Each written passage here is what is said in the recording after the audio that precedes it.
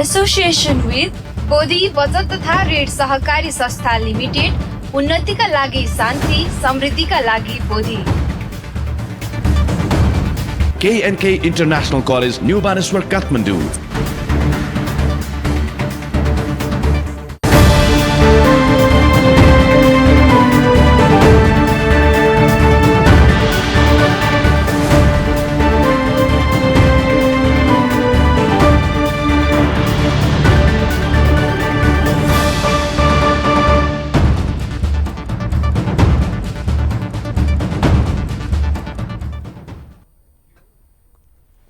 नमो तस्स भगवतो अरहतो सम्मा सम्बुद्धस्स।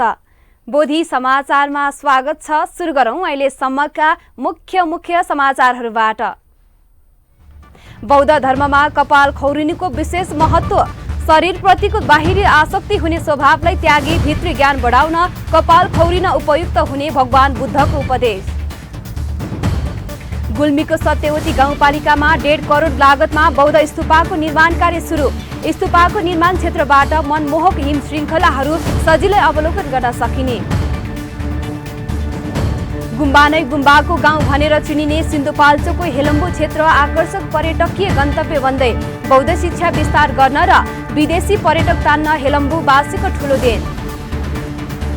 महागुरु दुजोम साङ्गे पेमा सेपा रिम्पोछेको स्मरणमा काठमाडौँमा महापरिनिर्वाण पूजा सम्पन्न।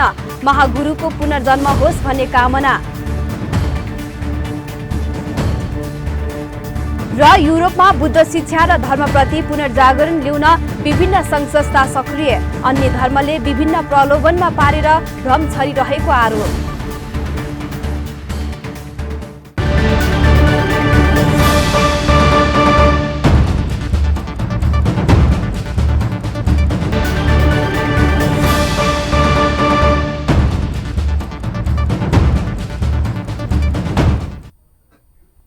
अब समाचार विस्तारमा। तपाईँ हामी बिहार वा गुम्बाहरूमा जाँदा केश खौरिएको भिक्षु वा भिक्षुणीहरू धेरै देख्छौँ। यस्तो मानिसहरू नेपालमा मात्र नभई विदेशमा पनि देख्न सकिन्छ।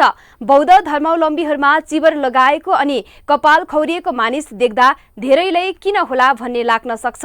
बौद्ध धर्ममा केश खौरिनुको महत्व के छ त? एक रिपोर्ट।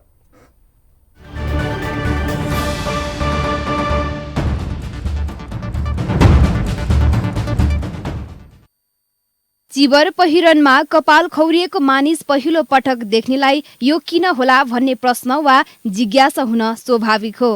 देश या विदेशमा बिहार वा गुम्बा र आसपासका क्षेत्रमा यस्ता भेष वा पहिरनमा हामी थुप्रै मानिसहरू देख्न सक्छौं। अचम्म मान्नु पर्दैन जो भगवान बुद्धको अनुयायी हुनुहुन्छ उहाँहरूलाई यस्तै पहिरन र भेषमा देख्न सकिन्छ। प्रवर्जित हुँदादेखि भिक्षु भिक्षुणी हुँदा केश खौरिनै पर्ने चलन चल्दै आएको छ। यसैबाट भगवान बुद्धका असल अनुयायीका रूपमा भिक्षु भिक्षुणीहरूको पहिचान बन्दछ। महिला होस् या पुरुष, केटाकेटी होस् या युवा युवती, सबैजना सुन्दर कपालको माध्यमबाट आफूलाई सुन्दर बनाउन लालयित हुन्छन्। यो आधुनिकतामा कपाल बिना पनि आफू सुन्दर हुन सकिन्छ भन्ने कल्पना पनि गर्न सक्दैनन्। त्यसैले त देश तथा विदेश अनि गाउँ तथा शहरमा कपाल बनाउनकै लागि लाखौं खर्च गरेर ब्युटी पार्लर तथा कपाल काट्ने ठाउँहरू खोलिएका हुन्छन्। कपाल बनाउनकै लागि हजारौं हजार खर्च गर्छन्। तर बौद्ध धर्मावलम्बीहरू यी सबै मोह संसारबाट मुक्त हुन्छन्। भगवान बुद्धको उपदेश अनुसार खास गरी भिक्षु भिक्षुणीहरू कपालको सौन्दर्य मोहबाट बाहिर हुन्छन्। बौद्ध धर्ममा कपाल खौरिनुको विशेष महत्व रहेको बताइन्छ। बौद्ध धर्ममा कपाल 1 इन्च भन्दा लामो हुनु हुँदैन भनिन्छ। कपालको स्याहारमा धेरै समय खर्चिनु भनेको समय बर्बादी गर्नु हो भन्ने भनाइ बौद्ध दर्शनमा पाइन्छ। कपाल स्याहार गर्ने समयलाई धर्म अभ्यास र अध्ययनका लागि लगाउन सकिने तर्क सुलक्षण कीर्ति बिहारका प्रमुख श्रद्धेय डाक्टर अनुजा गुरुमा बताउनुहुन्छ। पहिला खौर्नाखेरि त गुरुहरूले केस काटेर मात्रै दिन्छ, चाहे भिक्षु होस् चाहे भिक्षुणी होस्, गुरुहरूले आफ्नो गुरु हुन्छ। अनि गुरुले चाहिँ केसा, लोमा, नक्खा, डन्टा, टाचो भनेर त्यो सूत्र पाठ गर्दा गर्दै काटिन्छ। हरेक मानिस कपालकै कारणबाट आफू सुन्दर देखिने दावी गर्छन्। तर बौद्ध दर्शनमा कपाललाई महत्व नै दिइँदैन। बलिउड, हलिउड र कलिउडका चलचित्रहरूमा हेर्ने हो भने कपाल बिनाको अभिनयलाई परिकल्पना समेत गरिएको पाइँदैन। नायक होस् या नायिकालाई सुन्दर कपाल सहित नै अभिनयमा उतारिएको हुन्छ। के बौद्ध धर्ममा लाग्नेहरूलाई आफ्नो कपाल नहुँदा दुःख लाग्दैन त? कपाल बिना पनि सौन्दर्य मिल्छ त? फेरि एकपटक श्रद्धेय डाक्टर अनुजा गुरुमा। त्यो दिन मलाई आहा यो कपाल नभएको जस्तो अनुभव गरेँ। एकदम खुसी के पिटी सुख भन्छ नि त्यसले। मलाई त एकदम खुसी लाग्यो। मेरो अनुभव त्यो अहिलेसम्म छ त्यो अनुभव। बौद्ध धर्म अनुसार महिनाको 2 चोटि औँसी र पूर्णिमामा उपोषद गर्नुपर्ने हुन्छ। उपोषदगारमा जानु अघि केश खौरिने गरिन्छ। धेरै जसो भिक्षु भिक्षुणीहरू आफैले कपाल काट्ने गर्नुहुन्छ। पन्यासार भन्ते केश काटेर गृहस्थ जीवन त्याग गरेर प्रवर्जित हुँदा आनन्द लागेको बताउनुहुन्छ। यो केश काट्नको लागि आज्ञा दिनुभएको मुख्य उद्देश्य त गृहस्थी जीवन त्याग गरेर प्रवर्जितमा प्रवेश भएका भिक्षु भिक्षुणीहरूलाई यो शरीरप्रति आसक्ति हुने स्वभावलाई त्याग गर्नको लागि यो केश काट्न एउटा अनित्य धर्म बोध गर्नको लागि उहाँले आज्ञा दिनुभएको हो। बौद्ध धर्ममा गृहस्थ जीवन त्याग गरेर प्रवर्जित प्रवेश गरेका भिक्षु भिक्षुणीहरूलाई यो शरीरप्रति आसक्ति हुने स्वभावलाई त्याग गर्न कपाल खौरिने गरिन्छ। नित्य धर्म बोध गर्नको लागि भगवान बुद्धले आफ्ना शिष्यहरूलाई कपाल मुण्डनको लागि आज्ञा दिनुभए अनुसार यो चलन 2500 वर्ष अघिदेखि चल्दै आएको छ। खास गरी भिक्षु भिक्षुणीहरूले पूर्णिमा, औँसी, अष्टमी या आफूलाई अनुकूल भएको समयमा कपाल खौरिने गर्नुहुन्छ। वास्तवमा भन्ने हो भने आधुनिकताको नाममा अहिले कपालको लागि घण्टौं घण्टा समय खर्चिने र हजारौं रकम खर्च गर्नु भनेको फजुल खर्च नै हो। बाहिरी संसारबाट मुक्त हुने भगवान बुद्धको त्यो सन्देशलाई पालना गरेर कपालकै लागि भइरहेको फजुल खर्चलाई रोकेर ध्यान भावनाको अभ्यास, बुद्ध पूजा र परित्राणमा लाग्न अहिलेका पुस्ता कहिले तयार होलान् त? News desk, Bodhi television. धार्मिक पर्यटकलाई आकर्षित गर्ने लक्ष्यका साथ गुल्मीमा 1.5 करोड लागतमा बौद्ध स्तूपको निर्माण सुरु गरिएको छ। जिल्लाको सत्यवती गाउँपालिका 8 भार्सेको देउराली डाँडामा बौद्ध स्तूपको निर्माण कार्य सुरु भएको हो। समुद्री सतहदेखि 2180 मिटर उचाइमा निर्माण भइरहेको यो स्तूपा लुम्बिनी प्रदेशको दोस्रो ठूलो बौद्ध स्तूपको वन्य स्वयम्भू देउराली बौद्ध स्तूपा निर्माण समितिका अध्यक्ष नरु बुढाथोकीले जानकारी दिनुभयो। स्तूपको निर्माण असार मसान्तसम्म सक्ने लक्ष्य रहेको छ। बौद्ध स्तूपसँगै पर्यटकलाई थप आकर्षित गर्न नजिकै फन पार्क निर्माण गरिएको छ। पार्क निर्माणको काम अन्तिम चरणमा पुगेको छ। भार्से देउरालीबाट उत्तरका धौलागिरी, अन्नपूर्ण र माछापुच्छ्रे लगायतका मनमोहक हिम श्रृङ्खला र गुल्मीसहित पर्वत, बागलुङ, म्याग्दी, पाल्पा र स्याङ्जाका महत्त्वपूर्ण दृश्य अवलोकन गर्न सकिन्छ। प्राकृतिक तथा कला संस्कृतिले भरिपूर्ण भार्सेमा थपिएका धार्मिक एवं पर्यटकीय संरचनाले स्थानीय थप उत्साहित भएका छन्। स्तूपको निर्माण पश्चात यो क्षेत्रमा आन्तरिक तथा बाह्य पर्यटकको आगमन बढ्ने निश्चित छ। समाचार अझै बाँकी नै छ, हामी सँगै रहनुहोला।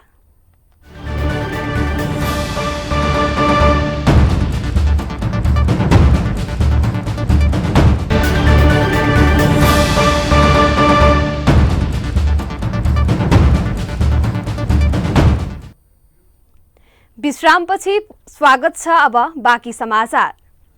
गुम्बा नै गुम्बाको गाउँ भनेर चिनिने हिलम्बु बौद्ध धर्मावलम्बी र अनुयायीको आकर्षक गन्तव्य हो। यस क्षेत्रमा रहेका 30 वटा गुम्बाले धार्मिक पर्यटकलाई मात्र आकर्षित गरेका छैनन्, स्थानीय रूपमा सामाजिक सद्भाव फैलाउन पनि सहयोग पुर्याइरहेका छन्। एक रिपोर्ट।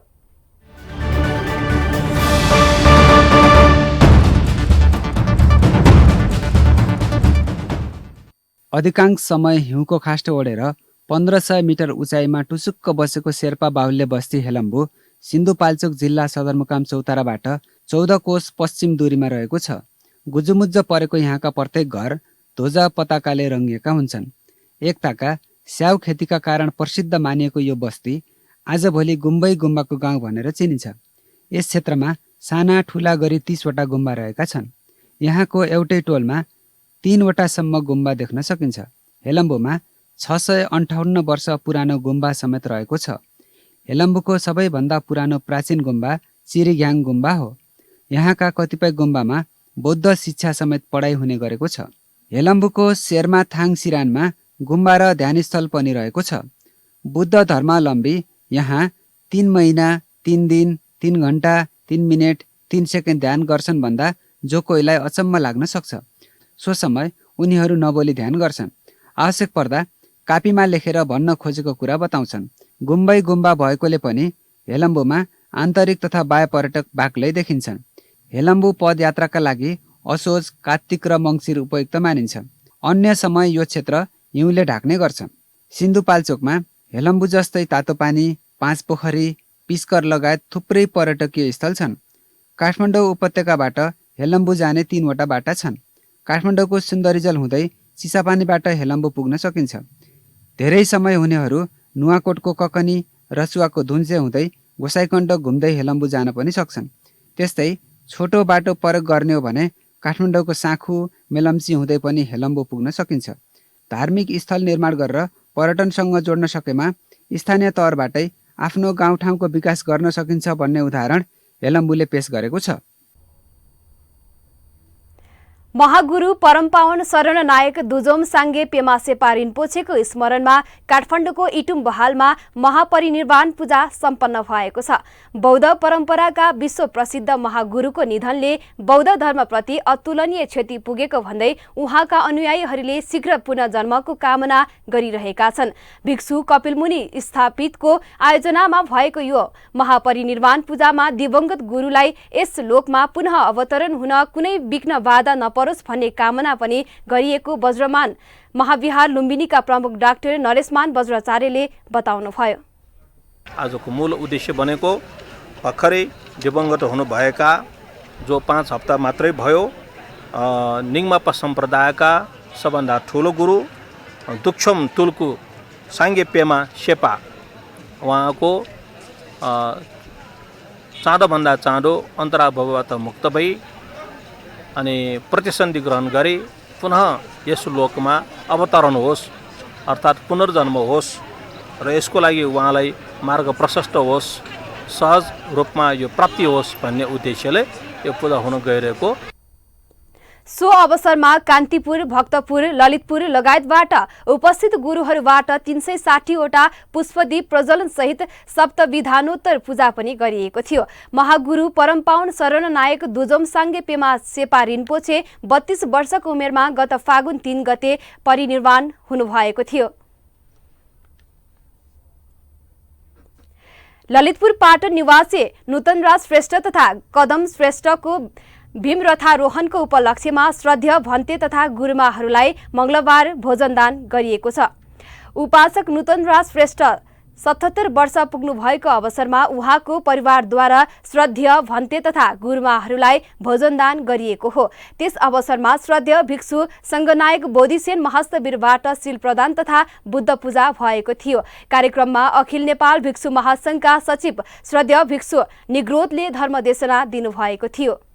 श्रद्धावान उपासक नूतन श्रेष्ठ जुयगो भी जंकुया उपलक्ष्य वेकयगो उत्तर चिरायो सुस्वास्थ्य निरोगी दीर्घायु कामनेना थौ वेकय परिवार बिन्छ श्रद्धापूर्वक थो मंगल ज्याजो झका चंगुजुल। कार्यक्रममा उहाँबाट परित्राण पाठ पनि भएको थियो। साथै उहाँले भिक्षुहरू, गुरुमाहरूका साथै उपासक उपासिकाहरूलाई विभिन्न सूत्र पाठ पनि गर्नुभयो।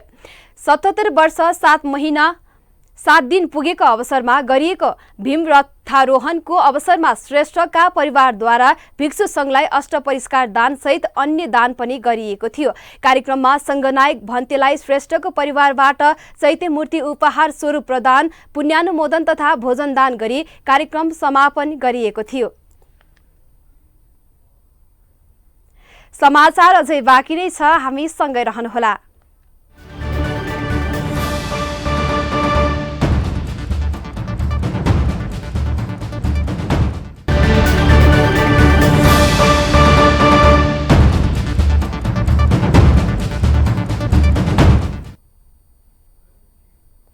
विश्रामपछि पुनः स्वागत छ। अब बाँकी समाचार।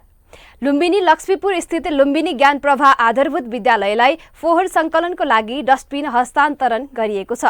भिक्षु भिक्षुणीहरूद्वारा सञ्चालित सो विद्यालयलाई श्री इन्भेस्टमेन्ट एन्ड फाइनान्स कम्पनीले विद्यालयको सरसफाइको लागि 8वटा डस्टबिन हस्तान्तरण गरेको हो। हाम्रो समाजप्रतिको पनि उत्तरदायित्व हुने भएको हुनाले सामाजिक काममा हामी संस्थागत उत्तरदायित्व अन्तर्गत हामी काम गर्ने गर्छौँ र आज हामी लुम्बिनीमा यस विद्यालयमा को स्वास्थ्य सरसफाइको क्षेत्रमा केही योगदान होस् भन्नका लागि हामीले डस्टबिनहरू हस्तान्तरण गर्ने यस विद्यालयमा आएका छौँ। हामी संस्थाको तर्फबाट आज डस्टबिन हस्तान्तरण गर्यौँ। विद्यालयका प्रधानाध्यापक मोतीलाल यादवले विद्यालयलाई डस्टबिन उपलब्ध गराएकोमा धन्यवाद दिँदै यसले विद्यालयलाई फोहोर मैला व्यवस्थापन गर्न सहयोग हुने बताउनुभयो। बच्चाहरूले चाहिँ डस्टबिनको प्रयोग गर्यो भने पछि तिनीहरू ठुलो भइसकेपछि फोहोर मैलाले कसरी व्यवस्थापन गर्नुपर्छ, आफ्नो वातावरण कसरी सुरक्षित राख्नुपर्छ, कसरी सफा राख्नुपर्छ भन्ने कुरा सिक्छन्। त्यसमा चाहिँ नि श्री फाइनान्सको यो योगदान चाहिँ नि सराहनीय छ। यसको लागि धेरै धेरै धन्यवाद दिन चाहन्छु। भिक्षु भिक्षुणीहरूद्वारा सञ्चालित यस विद्यालयमा पर्याप्त शिक्षा अनिवार्य गरिएको छ। अब अन्तर्राष्ट्रिय समाचार।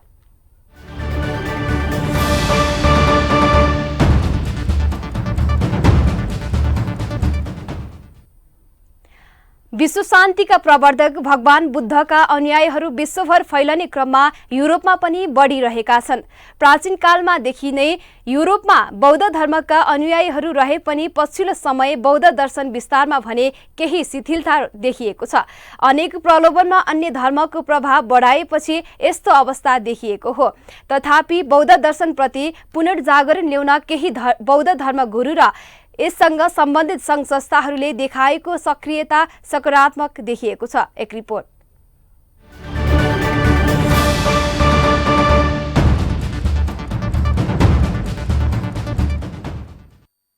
प्राचीन कालमा पनि भगवान गौतम बुद्ध र युरोपका केही मानिसहरू बीच नियमित सम्पर्क हुने गरेको थियो। आफूले ज्ञान प्राप्त गरिसकेपछि उक्त ज्ञान विश्वभर फैल्याउने हेतुले बुद्धले विभिन्न देशमा आफ्ना अनुयायीलाई भिक्षुको रूपमा परिचालित गर्नुभएको थियो। यसै सिलसिलामा उहाँका शिष्यहरू विश्वका विभिन्न मुलुकमा पुगेको पाइन्छ। युरोपमा पनि प्राचीन कालमा नै बौद्ध दर्शन सर्वव्यापी भएको थियो। 19औं शताब्दीको उत्तरार्धसम्म पनि युरोपमा बौद्ध धर्म फैल्याउने क्रम थियो। त्यस पश्चात भने विभिन्न धर्मले भ्रम छर्ने काम गरेपछि युरोपमा बौद्ध धर्म थप विस्तार हुन पाएन। तर पनि पछिल्लो आँकडा अनुसार युरोप भर 1,40,00,000 मानिस बौद्ध धर्म मानिरहेका छन्। रुस, अस्ट्रेलिया, हङ्गेरिया र इटालीले अहिले पनि बौद्ध धर्मलाई राज्य धर्मको रूपमा आधिकारिकता दिने गरेका छन्। जर्मनको बर्लियामा एक थेरवाद बौद्ध विहार रहेको छ। यस विहारलाई युरोपको सबैभन्दा पुरानो र ठुलो थेरवाद बुद्ध केन्द्र मानिन्छ। यसलाई अस्ट्रेलिया महत्त्वको स्थल घोषित पनि गरिएको छ। यस विहारमा पहिलो विश्वयुद्ध हुनु अघि नै युरोप भरका बौद्ध धर्म अवलम्बीहरू भेला भएर पूजा तथा दीप प्रज्वलन गर्ने गर्थे। सन् 1982 मा भियतनामी भिक्षु थिच नहात हान र उनकी सहयोगी बहान चाल खङले फ्रान्सको दार्दाङ्गेमा एक विहार तथा अभ्यास केन्द्र स्थापना गरेका थिए। यसले पनि युरोपमा बौद्ध धर्म प्रवर्धनमा ठूलो सहयोग पुर्याएको थियो। पछिल्लो समय विश्व नै अशान्तिको शिकार भइरहेको अवस्थामा भगवान बुद्धले हासिल गर्नुभएको शिक्षा र शान्तिलाई मुख्य पद बनाइएको बौद्ध धर्मको थप प्रचार प्रसार गर्न सकेमा यो धर्म विश्वभर सर्वव्यापी बनेकोमा दुई मत छैन। News desk, Bodhi television. हामी समाचारको अन्त्यमा आइपुगेका छौं। बिदा हुनु अघि मुख्य समाचार पुनः एकपटक। बौद्ध धर्ममा कपाल खौरिनुको विशेष महत्व। शरीरप्रतिको बाहिरी आसक्ति हुने स्वभावलाई त्यागेर भित्र ज्ञान बढाउन कपाल खौरिन उपयुक्त हुने भगवान बुद्धको उपदेश। गुल्मीको सत्यवती गाउँपालिकामा 1.5 करोड लागतमा बौद्ध स्तूपको निर्माण कार्य सुरु। स्तूपको निर्माण क्षेत्रबाट मनमोहक हिम श्रृङ्खलाहरू सजिलै अवलोकन गर्न सकिने। गुम्बा नै गुम्बाको गाउँ भनेर चिनिने सिन्धुपाल्चोकको हेलम्बु क्षेत्र आकर्षक पर्यटकीय गन्तव्य बन्दै। बौद्ध शिक्षा विस्तार गर्न र विदेशी पर्यटक तान्न हेलम्बुवासीको ठूलो देन। महागुरु दुजोम साङ्गे पेमा शेर्पा रिम्पोछेको स्मरणमा इटुम्बहालमा महानिर्माण पूजा सम्पन्न। महागुरुको पुनर्जन्म होस् भन्ने कामना। र युरोपमा बुद्ध शिक्षा र धर्मप्रति पुनर्जागरण ल्याउन विभिन्न सङ्घ संस्था सक्रिय। अन्य प्रलोभन देखाएर बौद्ध धर्मप्रति भ्रम छरिरहेको आरोप। समाचार अहिलेलाई सकियो। बोधी टेलिभिजनका सम्पूर्ण कार्यक्रम bodhitv.tv, युट्युब र फेसबुकका साथै मोबाइलमा बोधी टिभी एप डाउनलोड गरेर पनि हामीलाई प्रत्यक्ष हेर्न र पढ्न सक्नुहुनेछ। सकारात्मक सोच र कुशल संस्कारको लागि बोधी टेलिभिजन हेर्दै गर्नुहोला। भवतु सर्वमङ्गलम।